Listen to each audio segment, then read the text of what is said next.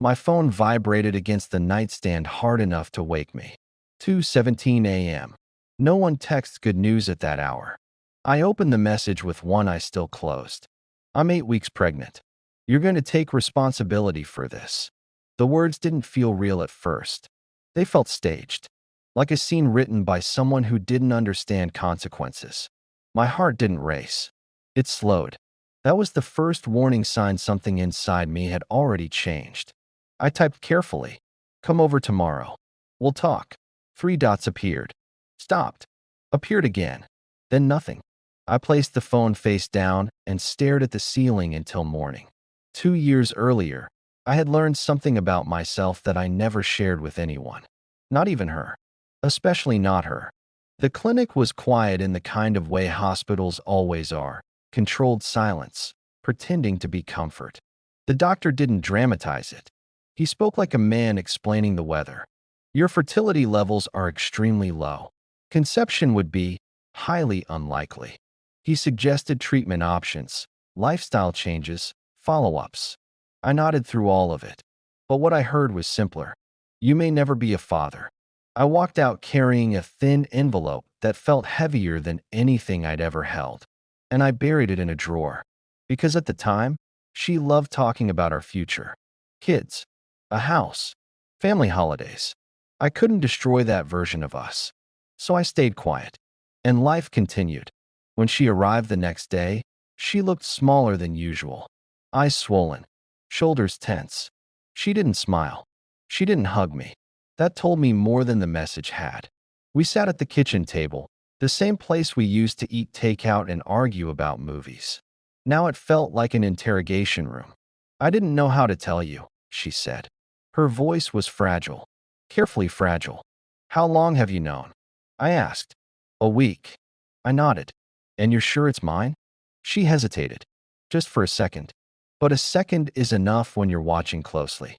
Yes, she said. The lie landed softly between us. I stood up, walked to my desk, and returned with the envelope. No drama. No accusations. Just paper. I placed it in front of her. Read this first. She unfolded the report slowly. Her eyes scanned the page once. Then again. Her breathing changed. What is this? My fertility test results, I said. The room went still. You're joking. I took them 2 years ago. Her hands started shaking. That doesn't mean you can't. It means the probability is extremely low, I said calmly. Low enough that doctors used the word unlikely. Her eyes filled instantly. Real panic this time. Not performance. I can explain, she whispered. I didn't interrupt. Because explanations reveal more than questions ever do. There was someone from work, she said, voice cracking. It only happened a few times. I thought it was over. My stomach twisted. Not violently. Just slowly. Like something inside me was tightening a knot. And when you found out you were pregnant, I said, you chose the safest option. She cried harder. I was scared. Yes, I said. You were. The truth didn't explode. It settled. Heavy. Permanent. I don't even know if it's his, she said. He blocked me. That detail hit differently. Not betrayal. Desperation. She wasn't choosing between two men. She had already been abandoned by one and was reaching for the other. For me. The reliable one. The predictable one. The one she thought wouldn't leave. I leaned forward. For a moment, I said quietly, I almost believed you. That sentence broke her more than anger would have. She covered her face. I didn't plan this. I know, I replied. That's the problem. We sat there for a long time. No shouting. No accusations. Just the sound of someone realizing consequences don't negotiate. Finally, she whispered, what happens now? I thought about the version of myself from 2 years ago. The man sitting in a clinic parking lot trying not to cry.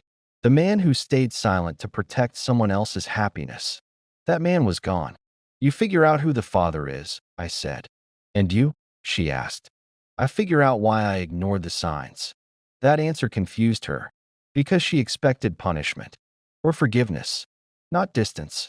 When she left, she forgot her sweater on the chair. I noticed it an hour later. It still smelled like her perfume. For a moment, memory tried to take control. Movie nights, road trips, lazy Sundays. But memory is selective. It edits out the truth. I folded the sweater and put it in a box with the few things she had left at my place. Not angrily, just carefully, like closing a chapter that didn't end the way I thought it would. That night, she texted once. "I'm sorry." I read it. And for the first time since all of this started, I felt something honest. Not rage, not sadness, understanding. Some people don't betray you because they're evil. They betray you because they're weak. And weakness can destroy a life just as easily as cruelty. I didn't block her. I didn't reply. I simply put the phone down and turned off the light. Because the truth is, walking away quietly hurts more than revenge ever could. And for the first time in a long time, I slept without dreaming.